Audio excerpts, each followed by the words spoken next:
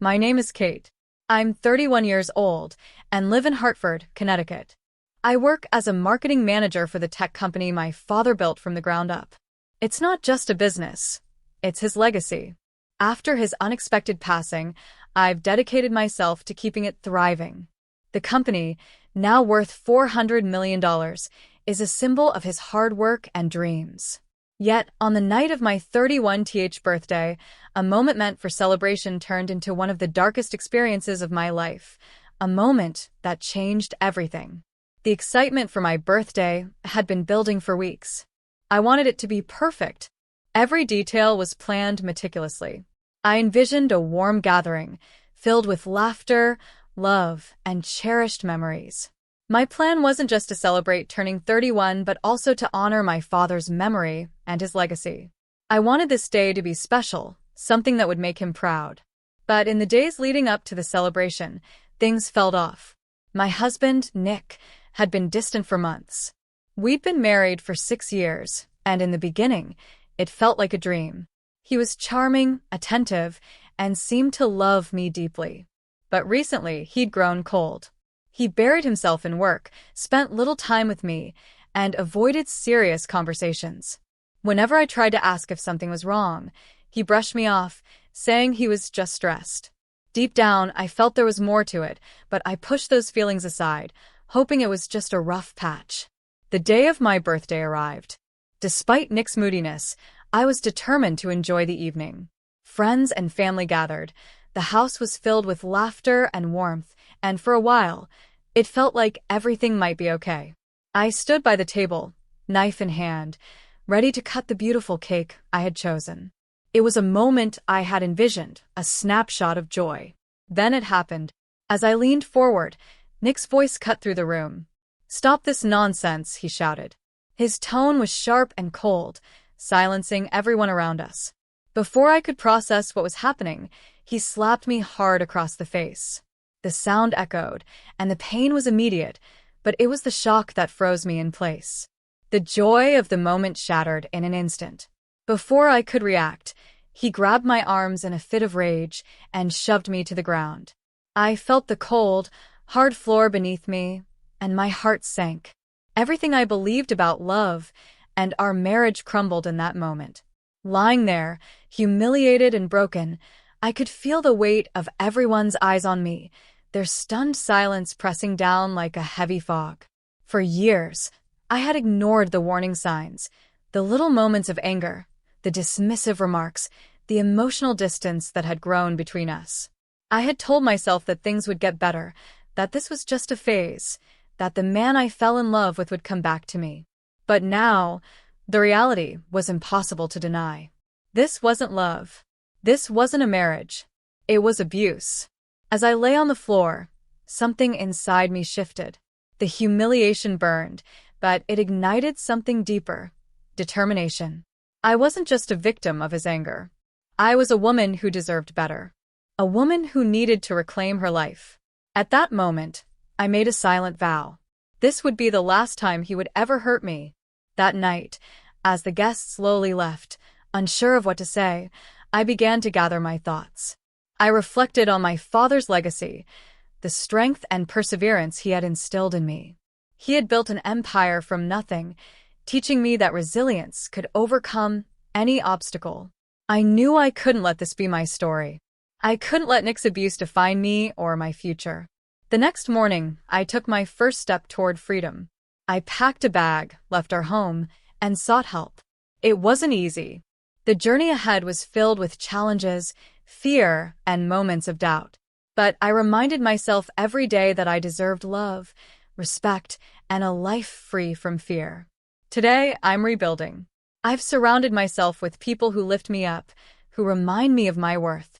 The scars Nick left may never fully fade, but they've become a part of my story, a story of strength, courage, and survival.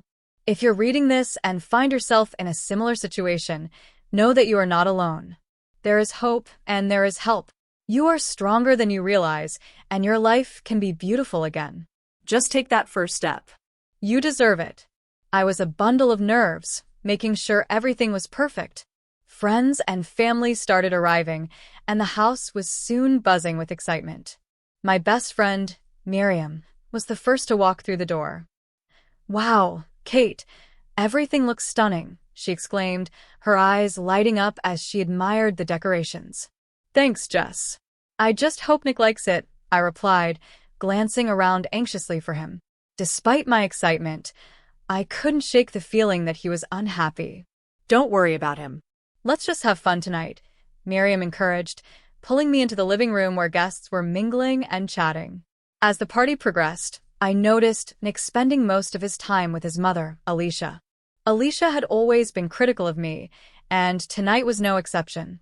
"Kate, dear," she said, approaching me with her usual scrutinizing gaze, "the decorations are lovely, but don't you think the colors clash a bit? A more sophisticated touch would have been better."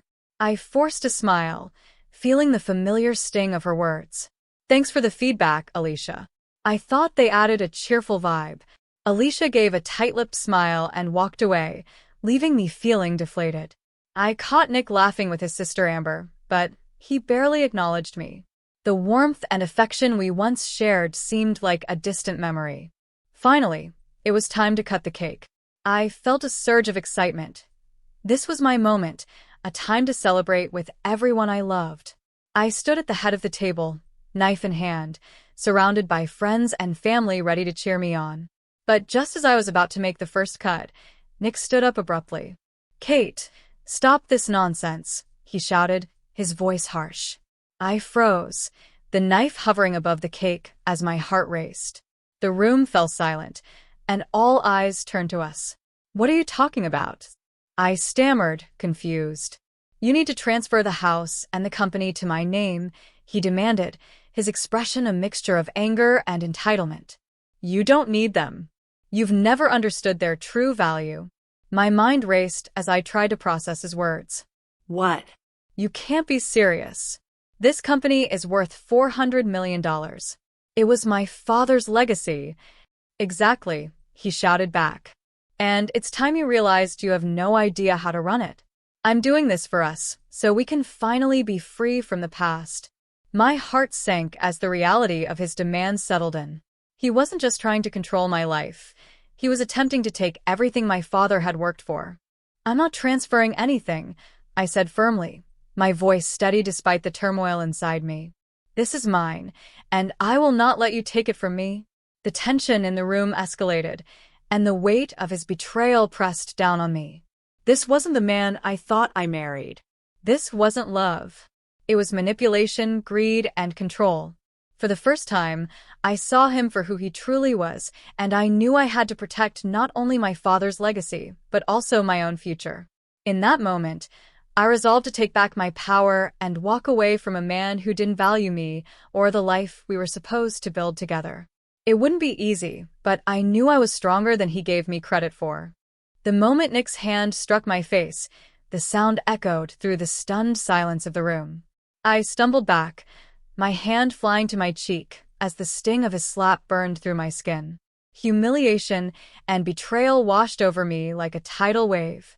Before I could process what was happening, he grabbed me in a fit of rage and threw me to the ground. The cold, hard floor beneath me was a sharp contrast to the warmth I had once felt in his presence. My heart raced with fear and confusion, and the weight of everyone's gaze pressed down on me. Shock and horror painted their faces, but no one moved to help. Alicia, his mother, stood beside him, her expression calm, her head nodding in approval. That small gesture shattered something inside me. The woman who had once smiled at me as a mother-in-law now stood silently endorsing her son's cruelty. I felt utterly devastated. "Get out of my life, Kate. I don't love you anymore. I'm going to marry someone who understands business." Nick spat, his words cutting deeper than the slap ever could. Tears streamed down my face as his declaration echoed in my ears. His rejection wasn't just personal, it was an attack on everything I had believed in. Without another word, I fled upstairs, the walls of the house closing in on me. I collapsed onto my bed, sobbing uncontrollably, the weight of his betrayal crushing my chest until I could barely breathe. Moments later, There was a soft knock on the door. "Kate, it's me, Miriam," came the gentle voice of my best friend. She opened the door cautiously, rushing to my side as soon as she saw me. "Oh my God, are you okay? I can't believe he did that." "I don't know what happened, Jess," I sobbed, my voice broken. "I thought we were happy. I thought he loved me." Miriam pulled me into a tight hug, then pulled back to look me in the eyes. "Listen to me, Kate. This isn't okay," she said firmly. "You need to leave him. He's been controlling you for a long time. This isn't just a one-time thing." Her words sank in slowly. My mind raced through memories of all the little moments I had ignored, the times his jokes had cut too deep, the times he dismissed my feelings, and how I always felt like I was walking on eggshells around him. I had been blind to the truth. "I can't just leave," I whispered, shaking my head. "He's my husband. I love him." Miriam's voice softened, but her resolve remained strong. "But does he love you, Kate? You deserve so much better than this." Her words hit me like a jolt. Sitting in the darkness of my bedroom, I felt a flicker of something I hadn't felt in years. Anger. Not just at Nick, but at myself for allowing things to get this far. I had been a victim for too long, and it was time to reclaim my life. As I stared at my reflection in the mirror, I saw a woman who was tired of being treated like a doormat. Determination began to rise within me. "I'm going to figure this out," I whispered, my voice steady despite the tears. I wiped my face and began gathering my thoughts. A plan started to take shape in my mind. I wouldn't let Nick or Alicia control my future any longer. It was time to fight back. It was time to take back my life. The days following that disastrous birthday party were a whirlwind of emotions. I was devastated, angry, and above all, determined. Nick's cruel words echoed in my mind. "I don't love you anymore. I'm going to marry someone who understands business." Those words, meant to tear me down, instead lit a fire within me. I realized I had been living in denial, blinded by love and hope, but it was time to face the harsh reality. "Are you okay, Kate?" Miriam asked when she came over a few days later. We sat together in my living room, the remnants of the party still scattered around. The sight of the half-deflated balloons and wilting flowers felt like a metaphor for my life, once vibrant, now fading. "I don't know, Jess. I feel broken," I admitted. "But I also feel angry. I don't want him to win. I don't want him to take everything from me." Miriam's face lit up with pride. "That's the Kate I know. You're stronger than you think, and you're not alone in this. Whatever you need, I'm here for you." Her support gave me the strength to take the first steps. I began researching my options, consulting with lawyers, and documenting everything. Each step was terrifying, but it was also liberating. I was reclaiming my power, piece by piece. Little did I know, this was just the beginning of a journey that would lead me to self-discovery and empowerment. The road ahead was uncertain and filled with challenges, but I was ready to face them. For the first time in years, I felt like I had a purpose again, to rebuild my life, protect my father's legacy, and prove to myself that I deserved better. This was my story, and I was determined to write the next chapter on my terms. I had tried to clean up, but the decorations felt like painful reminders of what had happened. Each streamer and balloon seemed to mock me, whispering the truth of my shattered marriage. "I don't know, Jess," I admitted, feeling the weight of my situation pressing down on me. "I keep replaying everything in my mind. I thought we had a good marriage." Miriam placed a comforting hand on my shoulder. "Sometimes the signs are there, but we choose to ignore them," she said gently. "You need to figure out what you really want, Kate." I took a deep breath, my voice steady despite the turmoil inside me. "I want my life back. I want to expose him for who he truly is." "That's the spirit," Miriam said with a determined smile. "But first, we need to gather some evidence. You can't just confront him without a plan." Over the next few days, I started paying closer attention to everything Nick did. I noticed his strange behavior, late-night phone calls, his habit of keeping his phone face down on the table, and the way he avoided eye contact. These small signs had been there all along, but I had ignored them, clinging to the hope that things were fine. One night, I decided to stay up late and wait for him to come home from work. My heart raced as I heard the familiar sound of his key turning in the lock.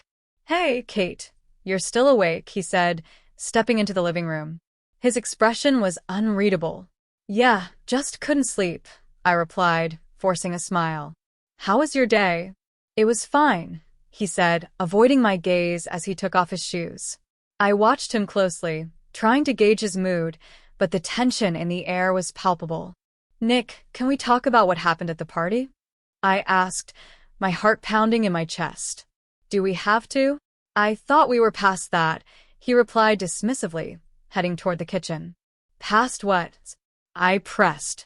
"You slapped me in front of our friends. That's not something we can just forget." He turned to face me, irritation flashing in his eyes. "You know how my mother can be. You should have listened to her." "Listened to her?" I shot back, feeling a surge of defiance. "You were the one who humiliated me. I can't believe you would side with her after that." "Maybe you should take a look at yourself first," he snapped, storming off into the kitchen. I felt my heart sink. This conversation wasn't going anywhere, and I was running out of patience. As the days turned into weeks, I continued my investigation, determined to uncover the truth. With Miriam's help, I discovered that Nick had been spending far more time with his assistant, Roxanne, than I had realized. They would meet for coffee or dinner, and the more I learned, the clearer the picture became. One evening, while scrolling through social media, I came across a photo of Nick and Roxanne laughing together at a restaurant. The caption read, "Date night with my favorite person, #blessed." My blood ran cold. They were having an affair, and I had been blind to it. "Jess, look at this," I said, showing her the picture. Her eyes widened, and she took a deep breath, anger flashing in her expression. "This confirms what we suspected. He's definitely cheating on you," she said, her voice tight with fury. "You need to confront him." "I will," I replied, my voice firm. "But first, I need to be prepared." In that moment, I knew I couldn't approach this recklessly. I needed to gather my strength and ensure that when the time came, I would have everything I needed to stand up to Nick and take control of my life. The fight was just beginning, but I was ready. I knew I needed more evidence. I couldn't let Nick twist the story or manipulate the situation. With a renewed sense of determination, I decided to consult a lawyer. I needed to understand my options and prepare for the battle ahead. After researching local attorneys, I found Mary, a lawyer with a strong reputation for handling cases like mine. During our consultation, I explained everything, my heart racing as I laid it all out. "I suspect my husband is cheating on me and planning to take control of my finances," I confessed. Mary listened carefully, nodding as she took detailed notes. "Gathering evidence will be crucial for any legal action," she advised. "Document everything, dates, conversations, and any financial discrepancies. This way, you'll be prepared to protect yourself." Feeling empowered, I returned home and began organizing everything I had learned. I collected text messages, emails, and notes from past conversations that had raised red flags. Slowly but surely, the puzzle pieces were coming together, and I could feel my strength building. One evening, as I sat at the kitchen table poring over my notes, Nick walked in. He looked surprised to see me still awake. "Working late?" he asked, his voice dripping with sarcasm. "Just going over some things," I replied, keeping my tone neutral. "What things?" he pressed, stepping closer. "Just a personal project," I said, deflecting his attention. He narrowed his eyes at me. "You've been acting strange lately. Is there something you want to tell me?" His voice had a sharp edge, as if he suspected something. "No, nothing at all," I replied, forcing a smile. "Just enjoying some peace and quiet after the party." Nick didn't push the conversation further, but his eyes lingered on me, trying to read my thoughts. I stayed calm, though inside, I felt my nerves fraying. The tension between us had reached a boiling point, and it was only a matter of time before everything came crashing down. In the following days, I meticulously gathered more evidence of Nick's betrayal and deceit. I delved into our business accounts, and with Mary's guidance, I uncovered a shocking truth. Nick had been diverting funds from my company into a separate account for months. The realization left me feeling sick to my stomach, but it also fueled my determination. This wasn't just about infidelity anymore. It was financial abuse, and I wasn't going to let him get away with it.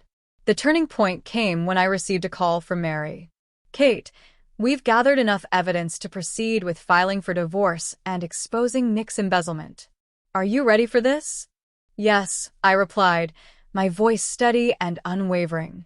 "I'm ready." With a plan in place, I decided to confront Nick in a controlled setting. I invited him to meet me at the house, telling him we needed to talk things through. It would be the perfect moment to reveal everything I had discovered and put an end to his manipulative game. When Nick arrived, he seemed caught off guard to find me sitting at the dining table with a stack of documents laid out in front of me. His expression shifted from confusion to suspicion as he approached. "What's all this?" he asked, furrowing his brow. I looked up at him, my gaze unwavering. "It's everything I've uncovered about you, Nick. Your affair, the embezzlement, all of it." His face paled, and for the first time, he seemed at a loss for words. "Kate, I can explain," he started, but I held up a hand to stop him. "No more lies, Nick. This ends now.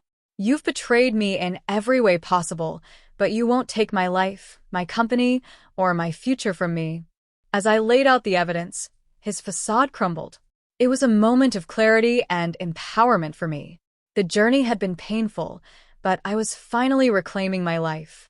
Little did I know, this confrontation was just the beginning of a new chapter, one of self-discovery, strength, and freedom. I took a deep breath, my heart pounding. "I need to show you something important," I said. "I've gathered proof of your lies and crimes. You can't hide from this anymore, Nick." His face went pale. "What are you talking about?" he stammered, his eyes darting to the papers on the table. "I have proof of your affair with Roxanne and evidence that you've been stealing money from my company and putting it into a secret account," I said firmly.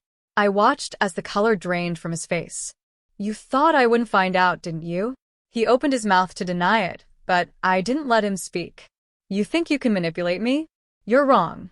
I won't let you control my life anymore." Nick's anger flared as he realized he had been caught. "You don't know what you're talking about, Kate.